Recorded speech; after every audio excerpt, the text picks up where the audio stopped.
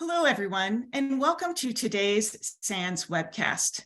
SOC Meet Cloud, Cloud Meet SOC. What changes and what stays the same? Sponsored by Cardinal Ops. My name is Mary Langolier of SANS. Today's featured speakers are Phil Newray, VP of Cyber Defense Strategy at Cardinal Ops, and Dr. Anton Shuvakin, Security Advisor at the Office of the CISO at Google Cloud. If during the webcast you have any questions for our presenters, please enter them into the Q&A window at any time. Please note that this webcast is being recorded, and a copy of the slides and recording of this webcast will be available for viewing later today and can be found on the SANS registration page. And with that, I'd like to hand the webcast over to our presenters. Thank you, Mary Lynn, and hi, Anton. Great to be doing this again with you. Just a quick introduction. I'm Phil Newray with Cardinal Ops.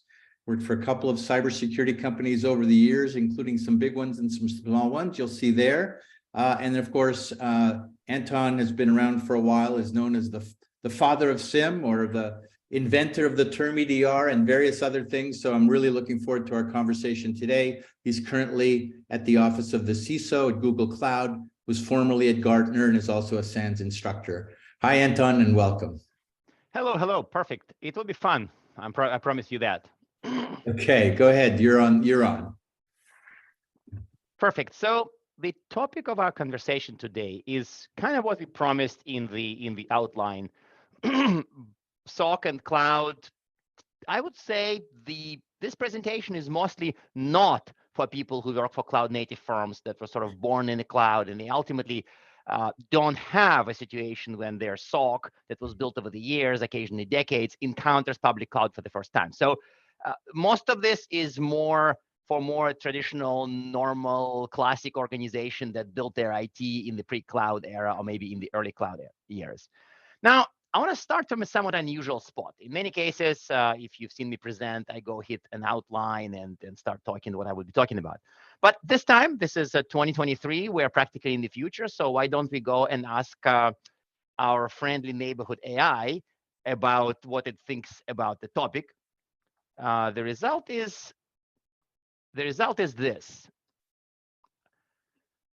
Now, you can probably check whether our advice at the webinar matches what the big brain in the sky says, but it's to not derail the conversation. I want to say that tools like ChatGPT and its brothers and sisters that are coming to market are definitely get some things right.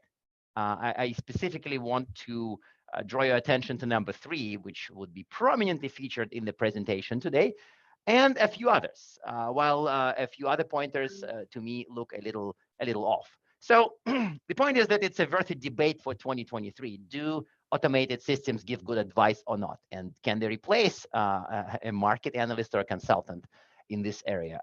For now, probably no, but well, let's see. Okay, so back to our topic. As I promised, what we would talk about is you actually have a SOC or an equivalent team. By the way, those of you who, for some reason, object to the name SOC, like, well, us here at Google, if you call it a DNR team or some other team name, you can still do the map into this. Sorry, could you please back to the previous slide? I don't know who did this. It wasn't me. Oh, yes, thank you. So the organization may have had a SOC or a similar team. It was built, evolved, it's working, maybe well, maybe not so well, maybe it uses outsourcing partner for some tasks.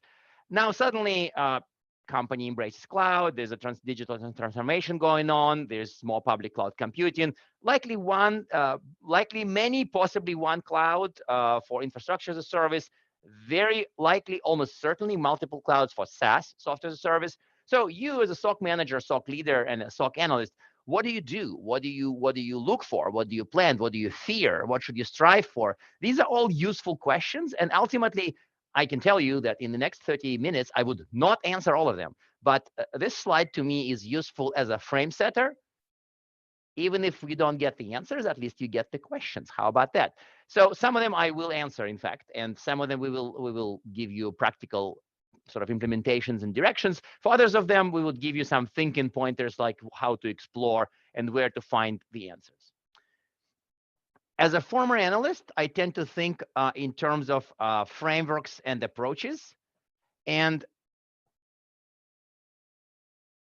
oh, thank you. So you're moving the slides. Excellent.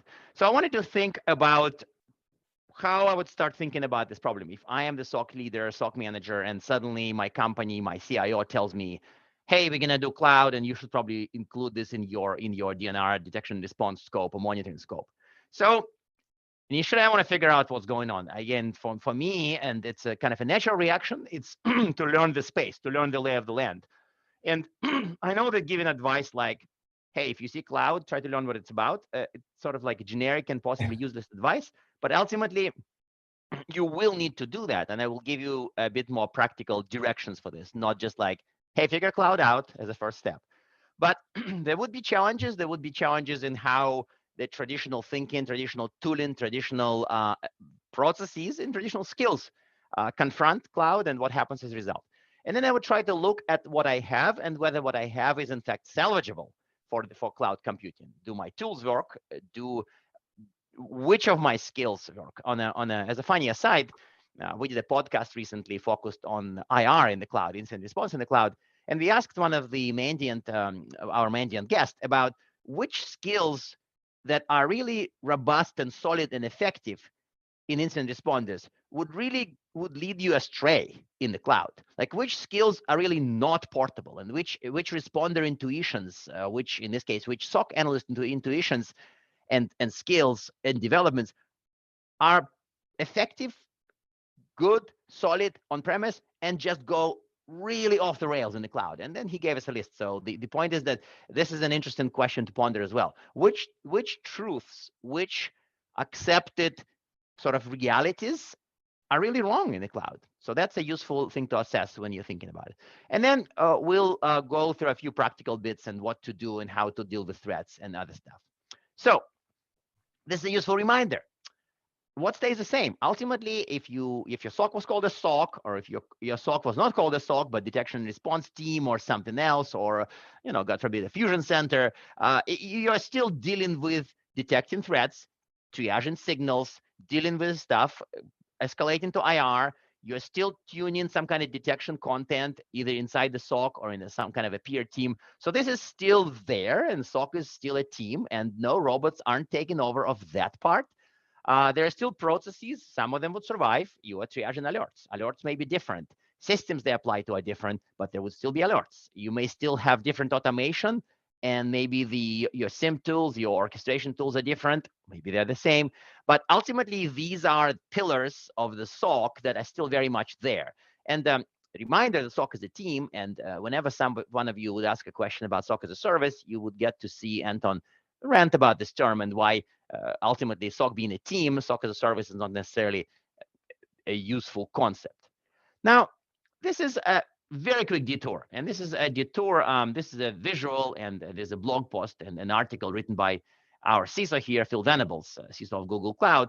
He has the point that he makes very succinctly in this visual that there are 8 big pillars, reasons that drive public cloud to be more secure than most on-premise data centers, and also to drive a virtuous circle for the cloud to become more secure. So the slide is here to remind you, except apart from the fact that we can make cool visuals, of the fact that many of you are still in the maybe not cloud resistance, but kind of in a cloud hesitancy phase. In some regions, more common. In the US, probably less common. But ultimately, I can tell you that this hesitancy would wane over time. And ultimately, if your plan for dealing with cloud in your SOC is to not have cloud, it's not going to work.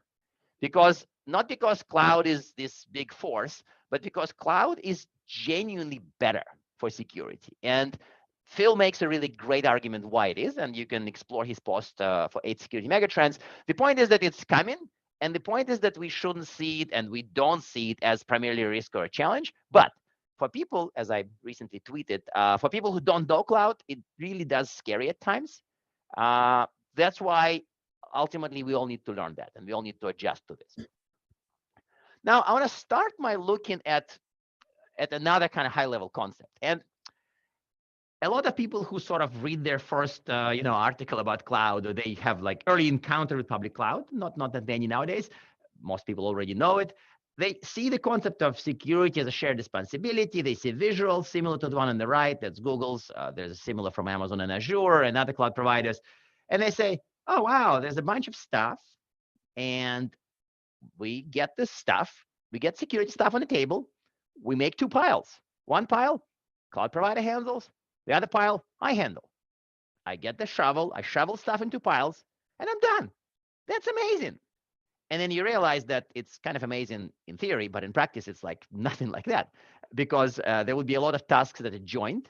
In terms of threat detection, this is my table from some recent thing I wrote, indicates that if you have a cloud provider, if you have tooling by the cloud provider, if you have a tooling from your on-premise land, you bought tooling from a third party, you outsourced, the responsibility becomes a huge mess. Who makes alerts? Who writes detection content? Who deploys tools? Who makes sure tools are up? Who collects data? Who is responsible for it? Like, all this is really tricky. So one thing that I would start thinking in my SOC when I'm assessing is kind of the updated version of who does what. And if I outsource or if I delegate some parts to a third party, MDR, MSSP, then this becomes even trickier, because they may have their own ideas about who does what in regards to cloud. So when I marry, in this slide, I'm trying to kind of marry the concept of shared responsibility to detection and response domain. And you may realize that it becomes a pretty complicated 3 or 4 party game when a lot of tasks are really partial. Sure, if you pick a super easy example, hey, who owns hardware? Well, cloud service provider owns hardware. You don't own hardware if you use public cloud. Very black and white, very clean. This. If I am using a detection tool, like say Google Cloud Security Command Center, and I deployed certain rules, and I'm relying on Google rules, and I'm looking at alerts, and my MSSP is looking at alerts, shared responsibility looks a lot more fuzzy, and you kind of have to have clarity. If you have a SOAR, if you have even paper processes for SOC, you really do need to be pretty sure who does what, because it is different. The same is, there's still a question who does what. The difference is the parties behind and the responsibility of those parties does change quite a bit. In this case, I'm just like jotted down some examples, but this is useful to pretty much put in stone or write down crisply, so there's no debate about this. And some of them would be both. Both would be perfectly fine. If I use a software as a service SIEM, some detections may come from a vendor, and it's their rules.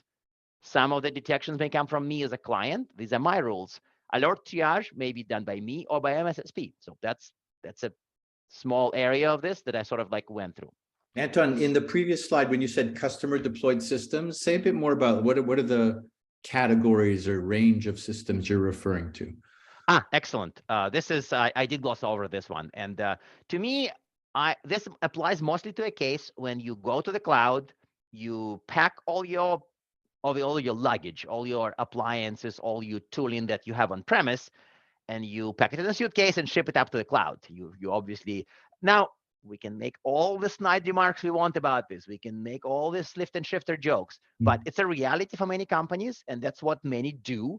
And while the cloud purists frown at this, it's a fact. It's not a matter of debate. So if I had my SIEM, for example, that I had on premise, and now I push my SIEM in the infrastructure as a service. I deployed my SIEM software in GCP or other clouds, or I use a SIEM from a cloud provider like Microsoft Sentinel or Chronicle from Google.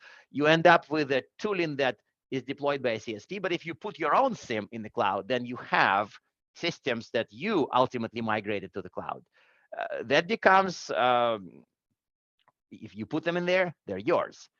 Cloud provider runs the underlying infrastructure, but you run the systems. In this case, the very clear that if you push this in the cloud, then you own it. It's hard to pretend that provider owns it. If it performs badly, it's between you and the system vendor. It has nothing to do with CSP. So in that case, it's reminiscent of your on-premise environment. Got it. Thanks. As a funny aside, people do sometimes try to say, oh, my tool S performs badly in the cloud, and they try to blame cloud provider, but ultimately they architected it in the cloud, the customer, and it's kind of between you and the software vendor in this case. So this is a fairly old blog that I've written, and I kind of went through a whole bunch of things that happens to people who sort of assume that everything they do today on premise would just magically work in the cloud with no change to anything. It's a hilarious and occasionally very bitter and sad story, but it's also kind of a fact. And I've outlined some pillars and some reasons why things are really different in SOC land when you say, okay, I collect data from Linux and Windows on premise. I'm just going to go to my virtual machines that I migrated, that the business migrated. I'm going to collect all the logs, shove them in the same SIEM, and hope for the best. Some of this would work. Same logs, sure, the SIEM would parse them, and you would get your detections, you'd get your reports. But asset tracking, what is this machine? What is this IP address? Oh wait, IP address changed. Trivial and admittedly a fairly silly example, but it's only like a very, very tip of the iceberg. Then you realize, oh, wait a second, some of the stuff isn't virtual machines. Some of this auto scales and telemetry goes up, and asset tracking that you had on premise doesn't work. The licensing models may not apply. Your traditional SIEM or your traditional EDR may say, oh, wait a second, on a rainy day, or on a Christmas day rather, not a rainy day, you deploy 50,000 EDR agents because your cloud auto scaled. Give us money for 50,000. And you say, but wait a second, I usually just run 1,000. I mean, sure, most of these debates are over by now. They were very popular around 2017, 18, but they still happen. And this is not something that you assume would be resolved magically. It would be resolved over time, sure, but it may require work.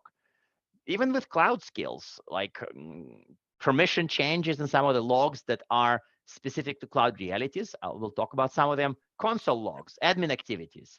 There are some logs indicating cloud provider actions on the back end. These don't really fit in a traditional SIEM model. Sure, your SIEM may parse them, but do you really understand what they indicate?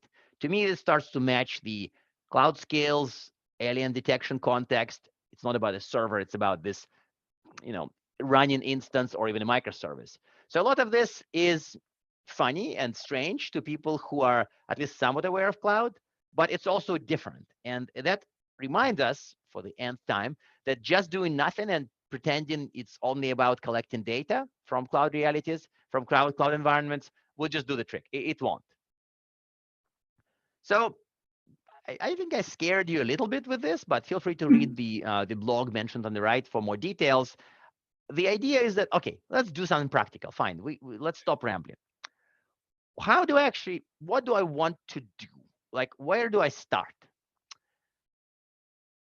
I like to start with the threat assessment. And this is a curiously hard question. And I'm trying to build a more coherent story around this and about how to teach a predominantly on-premise security leader, SOC leader, but also security leader in general, how to think about cloud threats. So I've been doing this research for maybe a year plus at this point, and there are two camps of people. One camp says, there's no difference. These are the same attackers. These are the same threats. They just hit cloud environments. And the one camp says, it's all the same. Another camp says, what? No, it's completely different. It's nothing similar to on-prem. It's different technology, different processes. No, that's a crazy approach to treat the threat as the same. And these camps, maybe they meet for beer once in a while, but ultimately they don't meet all that much. So there's a lot of difference.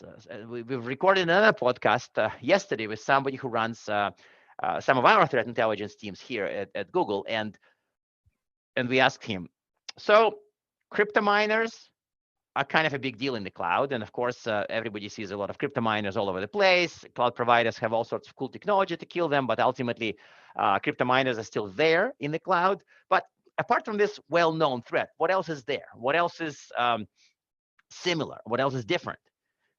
And he talked a lot about crypto miners and ransomware and data theft, but ultimately, do we treat these threats as completely different, as the same, and their relevance changes? So to me, this is a discussion that you must have, because ultimately somebody tells you, hey, have your SOC detect threats in the cloud? Then your natural reaction is to say, what threats? Let's think about it. Let's do an assessment. There are a fair number of resources. Deep in my heart, I'm not a big fan of the CSA egregious 11 top threats to cloud computing. Some of them are quite vague, but now there are more sources of data. We have our Threat Horizons report, which is kind of a threat intelligence report focused on cloud specifically. And we would honestly tell you that, hey, we do see crypto miners in GCP. Sure, we squash them, we fight them, we remove them, but ultimately crypto mining is a very common exploitation factor. And nothing would shock you here in this visual. This is from their latest report, where we would say that the weak or no credentials is a very common initial access vector. And of course, those of you who've been in the security industry for, I don't know, 10, 20, 30, 40 years would say, wow, what an amazing bit of news from the 1980s. Weak credentials, really? Is it what, like telnet with no password, like people had in the early 90s? And the answer is, well, yeah, kind of. So sure, there are API problems, and not just the problems with the traditional remote access methods, and hopefully nobody runs telnet in the cloud, but SSH perhaps. It's a very common initial access factor, and ultimately in your data center, it is not that. So this little pie chart from Threat Horizons 5 tells us that the threats do change, at least the importance of them, because misconfigurations is a classic. Everybody assumes that most cloud badness happens due to misconfigs, but this visual will remind you that it's misconfigs and credentials. So that's why my former colleagues at Gartner likes to cook up new concepts like ITDR, identity threat detection and response, because ultimately you need to look at identity exploitation, whether it's weak or no creds, whether it's API, whether it's creds dropped in GitHub. The point is that this changes, and this would change what you care about. If you are on premise, mostly in the firewall login land, hey, get my firewall and IDS logs in my SIEM, enjoy the result. In the cloud, it would change, and you would be doing a lot more with identity, and that theme would come back very soon in our discussion. So take a look. The number 5 came out this year, so there's some kind of fun initial exploitations, and this would give you a first-hand knowledge about what threats actually manifest in the cloud. This is not a theoretical threat assessment, what may threaten you. It's really kind of what bites you if you are in the cloud. Useful for your SOC, because ultimately I'm going to target my detection use cases on what matters. Now, I'm going to go through a few approaches that I've seen people do and practice in the cloud on the next slide. So here we say things like, okay, I'll move it.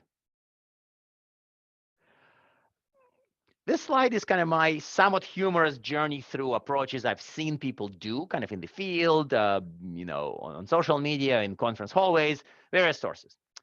And I think I already pointed out the example of, I'm just going to treat cloud data sources as another log source, and I would not change anything in the way I do in the tooling. I'm just going to get my trusty old SIEM from, vendor X, and I'm just going to go load up all the cloud logs, and then what?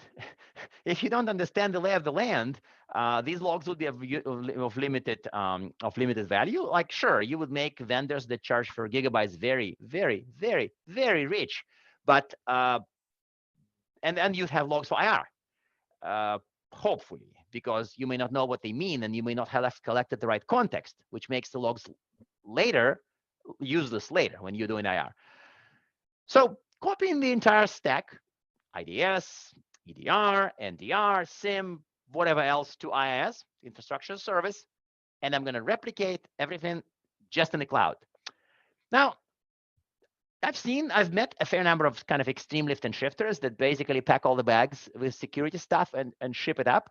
And believe it or not, and it kind of works out okay for a while, but generally at an enormous cost.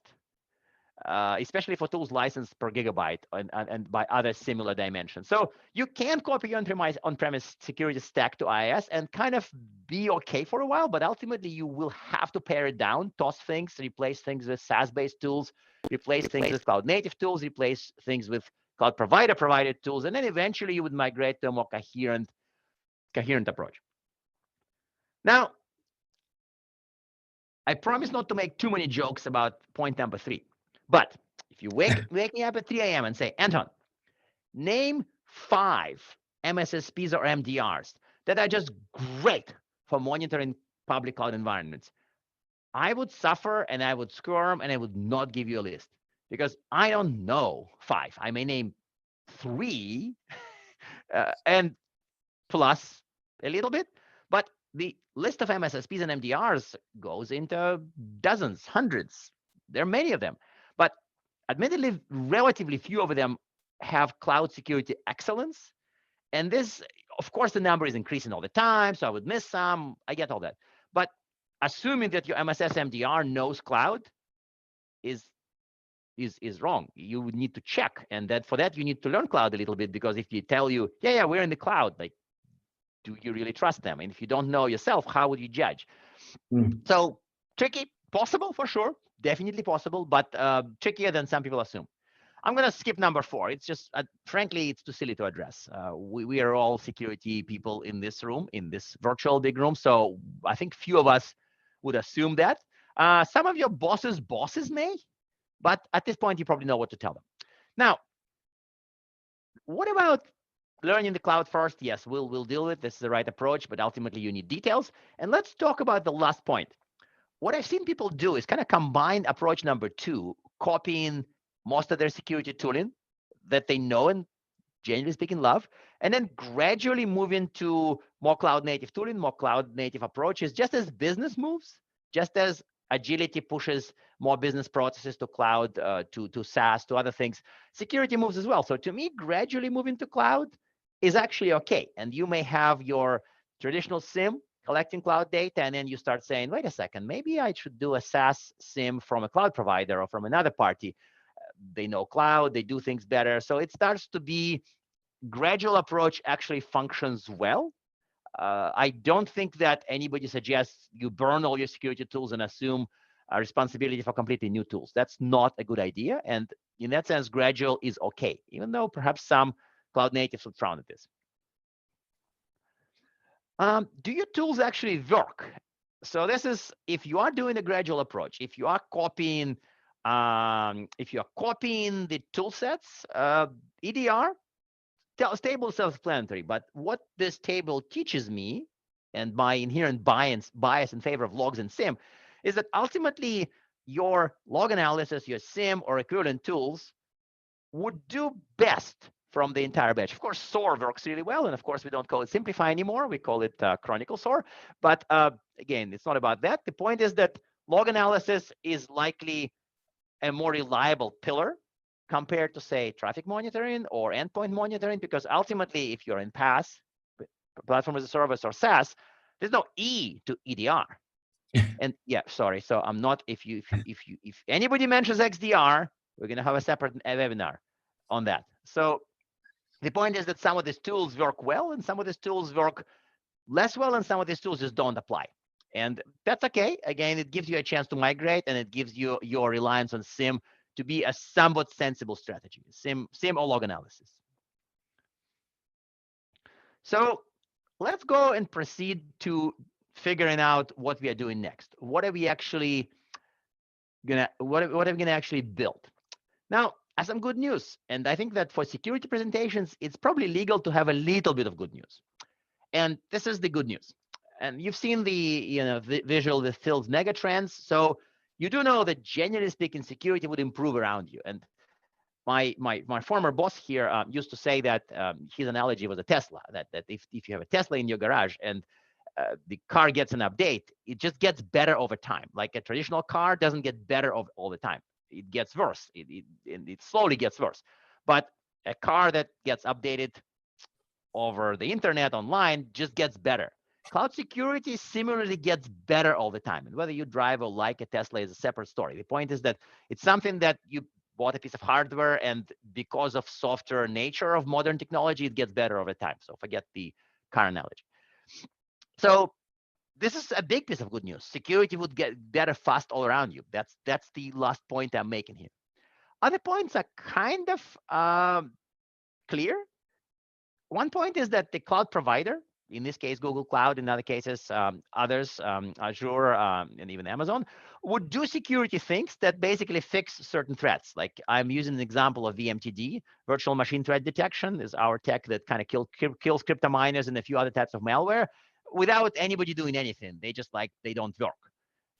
And as a funny story that some of you may have heard, a certain company was trying to run honeypots in our cloud, and they had they wanted crypto miners to run, but crypto miners just refuses to run. And they were like, why are crypto miners dying in our honeypots? And then that was kind of, they realized that we are using the technology to stop some of this. Now let me address this asterisk. Some of you who are carefully looking at the slide observed an asterisk in the middle line, robust API for login telemetry access.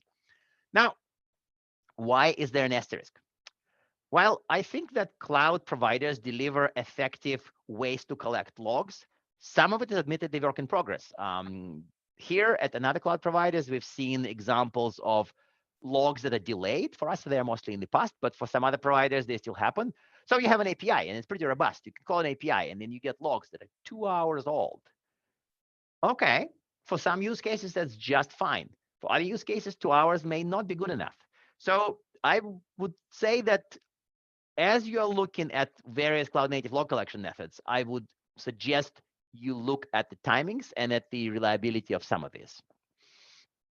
So let's go to practical matters as we discussed. But so good news here, do apply. And so as far as what to do, now I've given a similar version of this presentation at a conference. And of course, I've given this bit of advice. If you learn only one thing from this presentation, except for like threat assessment and how things change and how practices change and all this blah, blah, blah, there's one bit, learn IAM, and that's the message. The reason I bring this up is, again, you've seen the threats, you've seen the example of weak credentials, but also weak privileges, weak roles, misplaced credentials, default credentials, missing credentials. All this really points you to IAM. And without understanding identity and access management and the way cloud providers do it, it's very hard for your SOC to function. So that's why if it's one thing, that's learn IAM.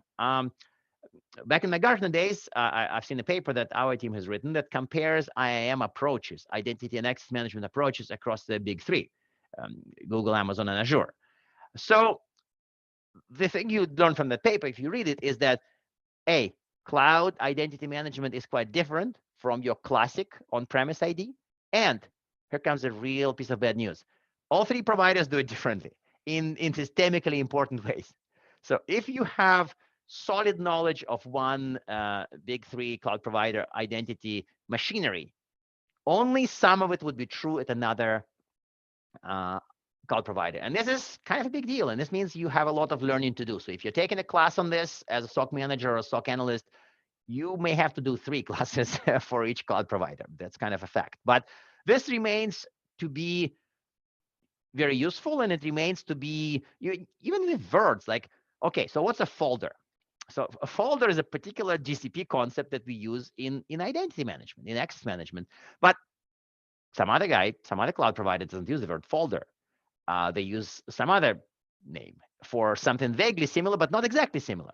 So enough rambling about this. The point is that you learning IAM would really help you boost your SOC mission and kind of cloudify a bunch of other stuff. And that may not be deep insight, but it's insight nonetheless. Now, to further motivate you, I wanted to compare this because ultimately, you probably have heard the pessimist view.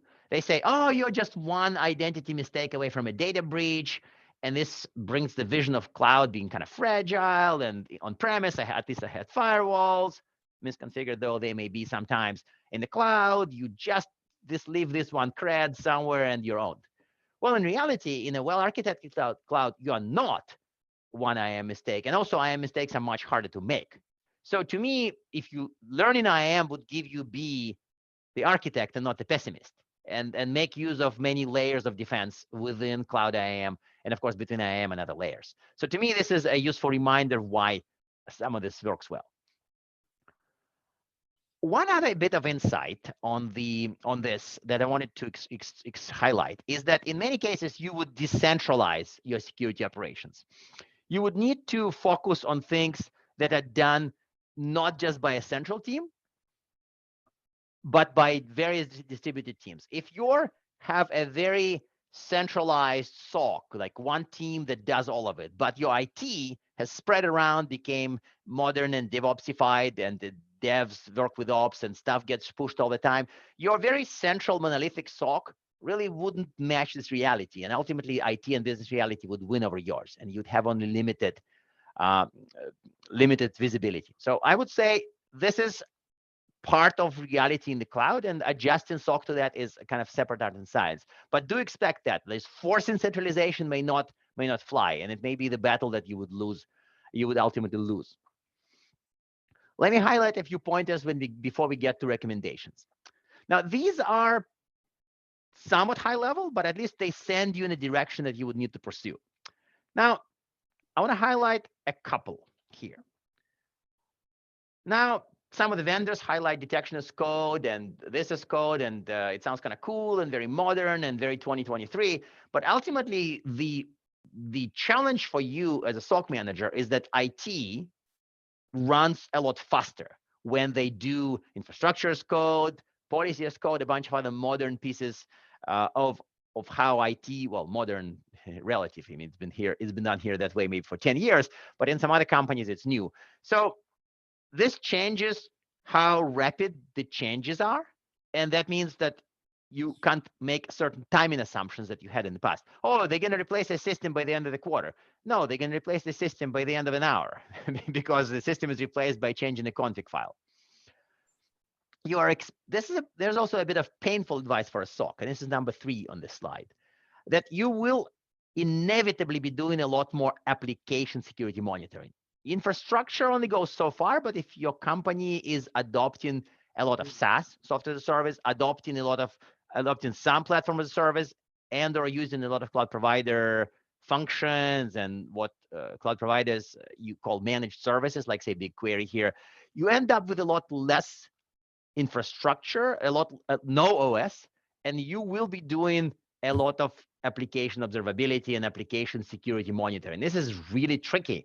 I just had an argument with somebody who says, most SOCs monitor infrastructure and OS. And I'm like, yeah, sure, in 2002, but ultimately that evolution is still ongoing. And at many companies, the visibility of applications is low, and you will have to crank it up if you have any hope for doing it well in the cloud.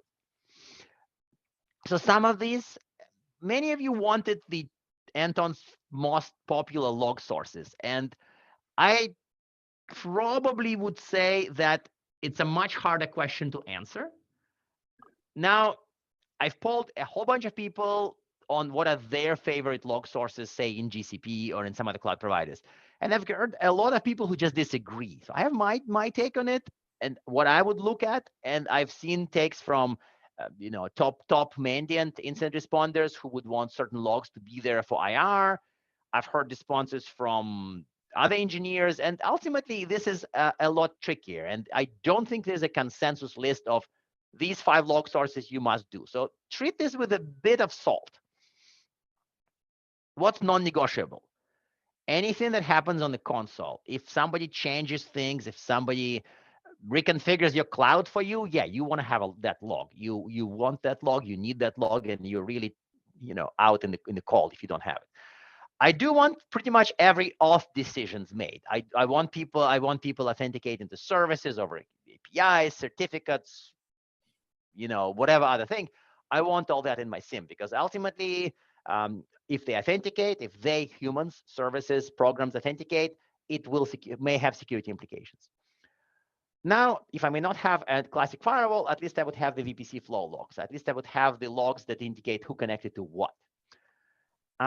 If you're feeling if your vendor doesn't charge per gigabyte, or if you have extra money left over, I do want load balancer login. It gives me another layer of watching who connected out, who connected in, that type of stuff. Over time, I'll probably build a whole presentation about Anton's favorite cloud logs. At this point, it's kind of the direction to pursue and some non-negotiable items. But ultimately, this is a bigger story, and it does match threats. Remember, if the top threats you see are identity related, you got to have the number 2 and largely number 1 as well. Without them, you are not in great shape. So, conclusions, recommendations. I know it pains me to say that, the whole learn cloud thing, but ultimately, you will need this for your SOC to know the context around an alert. Blah, blah, blah, high severity 5 thing. Well, where did it happen? Well, how do you describe where in the cloud? You do need that context. What system is it part of? What application? That's new context.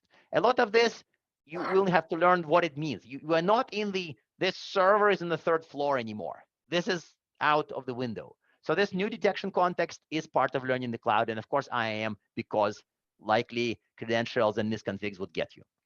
Threat assessment, do think about it consciously. And honestly, if you actually just think about it a little bit, that would help. That I'm not saying use this framework or read this Gartner paper. I'm just trying to say, think that threats do change, think how they change, review cloud-focused threat reports, like say Threat Horizons and a few others, to know what would actually get you in real life. Now, we didn't talk about the detection use cases, but ultimately knowing what's in the cloud, knowing the assets, knowing the context, and knowing the threats would let you define and refine your detection use cases. So these 3 kind of work together. Ultimately, your SOC will use more automation, more SOAR, more similar technologies. And the idea behind it is that you would need to have, this is kind of inherent. The river, the cloud river would kind of carry that with you. You will rely more on CSP tools. That's also kind of a classic bit. And the final advice is a lot of threats would get taken care of by just doing hygiene better. Think about the configurations. It's true on-premise as well, but in the cloud, unlike on-premise, it's actually realistic. With that in mind, I'm happy to hand it back to Phil, and we'll get to a bit of context and then Q&A. Thank you, Anton. Awesome. Okay, so I'm going to talk specifically about some detection use cases relative to the cloud. I'm going to give 2 examples. I may speed it up at the end so we can get to the Q&A. But first, I just want to give, first of all, the obligatory AI inquiry number 2. This is now images. When I asked this AI program, show me a security operations center of the future, this is the picture they drew. So this is your classic, a lot of people in a room, lots of screens, a map. Now we've pivoted to a single person in the room. So this could be lots of different people around the world in their basements. Similar one here. And this one with the screen of the helicopter on the right seems to portend hybrid wars, cyber and physical warfare, which may or may not be going on in the world. So just kind of an interesting look at Security Operations Center of the future. Okay, I want to go through a few examples here of cloud breaches, which will illustrate many of the things Anton has been talking about. The first one is LastPass, and I have a lot of empathy for the security team at LastPass, and I'm sure they're doing the best they can. But the story that has come out of various blogs that they've published and articles is that first incident was in August of 2022. They went after the dev environment. They used information that they stole from the source code and was described as technical information to then get employees' credentials and keys, which then enabled them to decrypt storage volumes in a third-party cloud-based storage service. So you can see there's a number of pivots here in this attack, including a supply chain attack, and including getting into your dev environment and looking for credentials, which has been a big theme in today's webinar. Then last month, we learned that the attacker got a copy of a backup from an encrypted storage container, but they had the key to be able to unencrypt that storage container, and the container contained a bunch of unencrypted metadata, which people will argue about. Is that a SecOps? Is that a an OPSEC risk to you or not? And then a bunch of very highly encrypted stuff, including your passwords, which are protected by your master password. So as long as you have a strong master password and you don't share it with anyone else, you should be okay there. But it's still been a big deal for the poor folks at LastPass. The second one is Slack, where employee tokens were stolen from a third-party vendor compromise. And they used that to get access to the GitHub repository. And according to Slack, they did not access production or customer data. You notice here the second theme, credentials, and also a supply chain attack. And then the last one is a CI/CD platform called Circle CI, where secrets were stolen from the AWS environment. And they listed a long list: OAuth tokens, project tokens, API tokens, SSH keys. And the company said, we're sure that they're no longer in our system, but we're not sure how long they were in our system. So please take a look at your logs. And because this CI/CD platform integrates with other cloud platforms that you might be using, they might have used this attack as a way to get to those other applications. So, Anton, I'm sure you'll see here some common themes around IAM, some supply chain issues, but mainly IAM. So, and IAM in your dev environment, which is a whole other question. Any comments?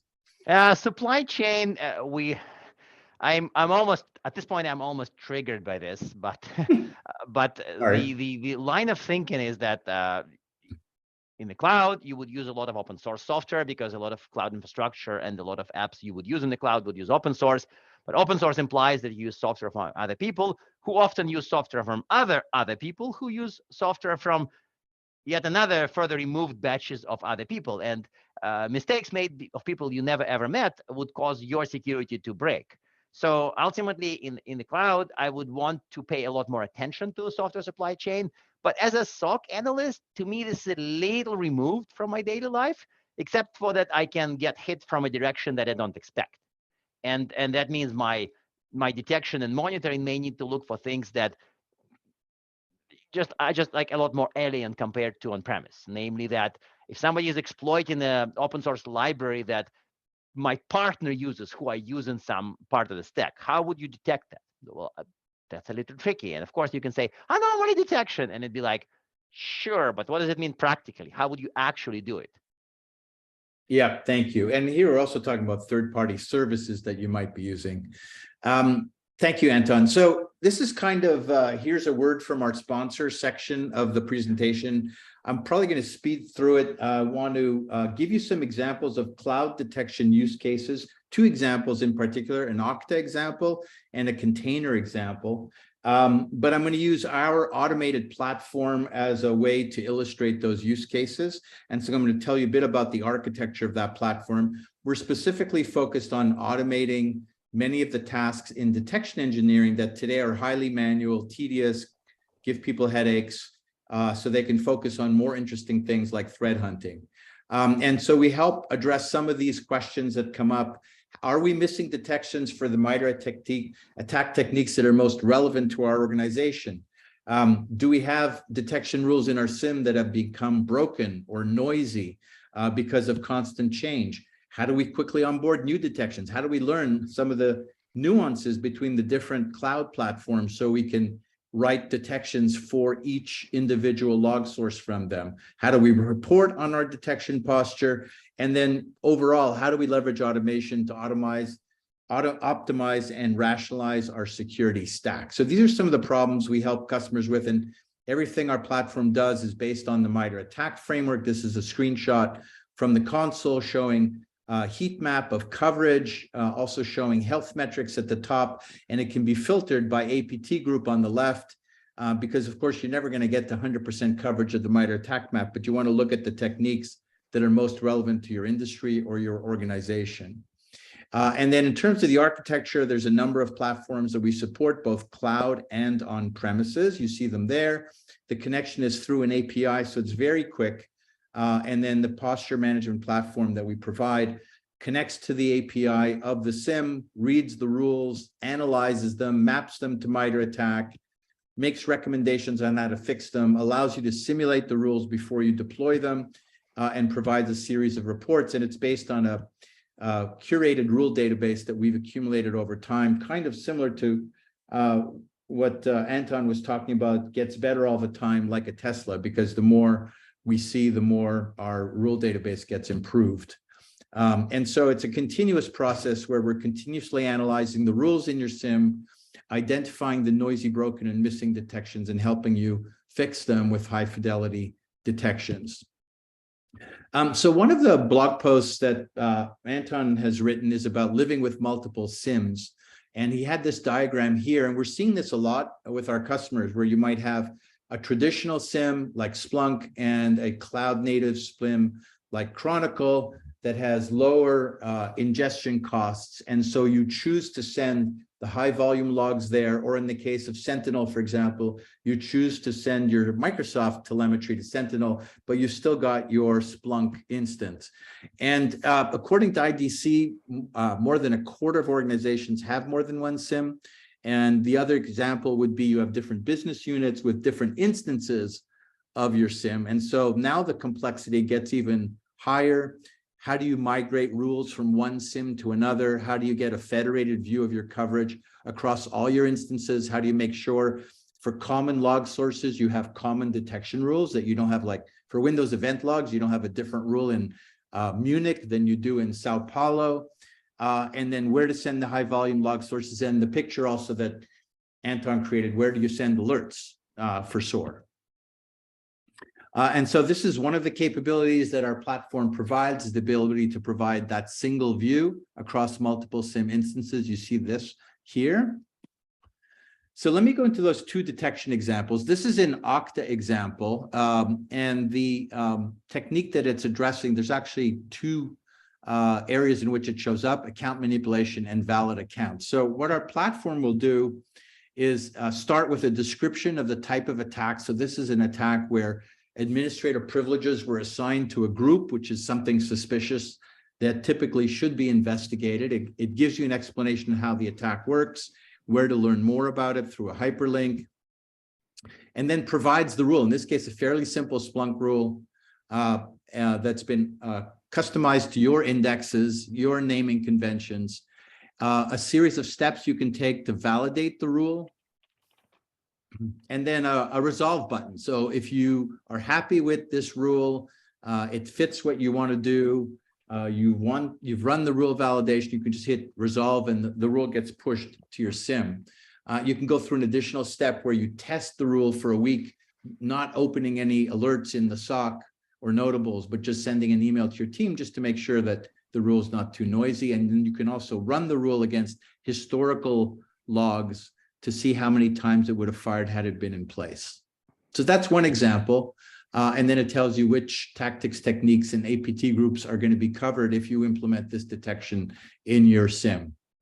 The second example is a Kubernetes example. And we talked about how containers aren't your usual endpoints. And this is an example of deploying a container in a way that makes it more vulnerable, or checking to see if an attacker has deployed a container. And the same approach, this time we're using an Azure Sentinel rule here to illustrate this. So that's in the Azure Sentinel native query language. There's a rule validation here as well.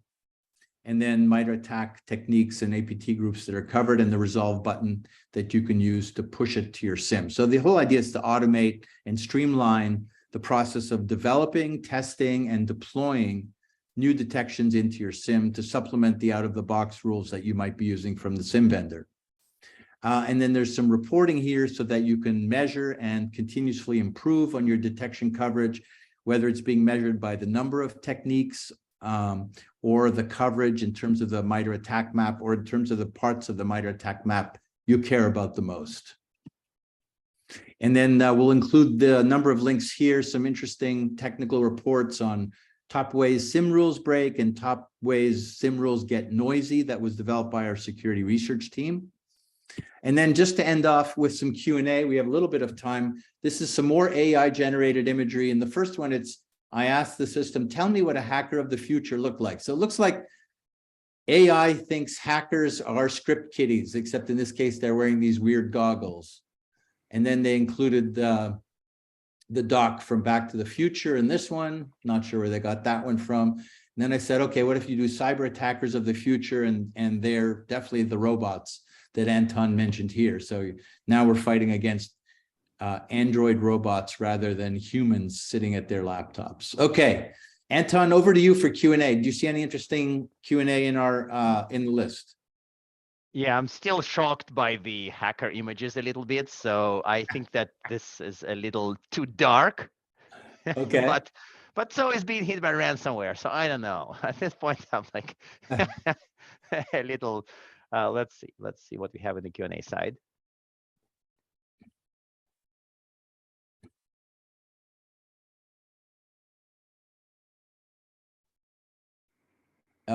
Question about the NDR.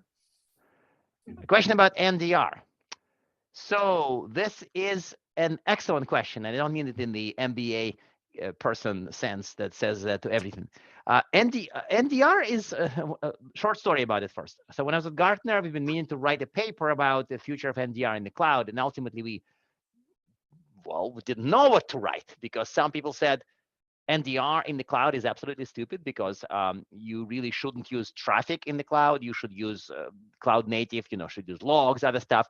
But other people said, but wait a second, if I am mostly lift and shifting first and I use NDR and I like it and it works well, why not use it? So at this point, I would say that medium to short term, absolutely yes, unless you really are a complete cloud native and then you have everything encrypted, everything microsegmented and nothing to sniff, no traffic to observe with any useful reason. So for most people, then it's relevant medium to short to medium term, probably not so relevant long term. That's my impression. Got it. Why didn't you mention network packets? Same exact question. So the reason I didn't mention network packets is for the reason I just answered, is that I do feel like people who copied their IDS, their NDR, and other tech in the cloud from on-premise in the cloud would probably keep using them as long as their environment reminds them of their data center environment. If their environment is transformed fully to look like a modern Bay Area company environment, then it's very likely that there's almost nothing to sniff. Everything's encrypted and everything is running off a certain blueprint that you can just observe, and there are logs of everything. So it's almost like not very useful in this transformed environment, but useful before you actually get there. Aside from CASB, what would you recommend? Another question. Aside from CASB, what would you recommend for SOCs at companies whose primary cloud usage is SaaS? Oh, so this is, there are other things, but we may run out of time before I answer it. So I'll probably try to save this question for later. Now, apart from CASB, there are some companies that are trying to build what some of them call CDR, cloud detection and response. To me, there may be additional detection and response capabilities that may not be CASB, but ultimately CASB is the SaaS security control plane. It's the original mission of CASB, and so to me this is a little peculiar. So when I'm buying something to secure SaaS that isn't CASB, you need to be really clear why you're doing it. And to me, the reason I've seen that is almost relevant is kind of hardcore detection and response focused capabilities. But for other things, pretty much everything that you would need to do, at least on paper, is covered by CASB. If CASB is particular CASB vendor doesn't deliver, you look for another. But to me, CASB is the platform to secure SaaS, and that's kind of the story.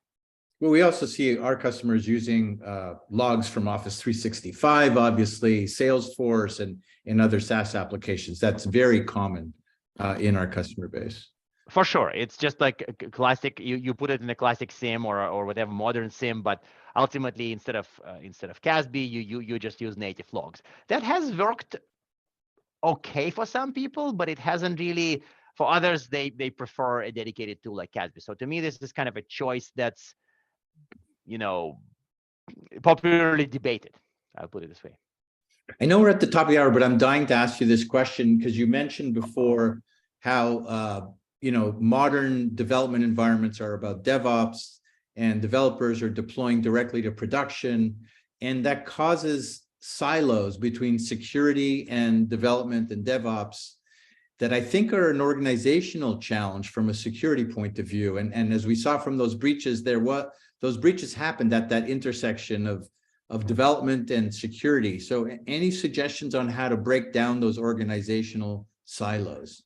So this is really not my area, and I do deal with a lot of really smart people, at least here at Google, who are pretty much doing just that because of our own lessons and how we managed to never build the silos, and if silos appeared, then break these silos. Ultimately, this is a bigger question, and it veers too far outside of my area of expertise. Okay, thank you. Any closing comments, Anton?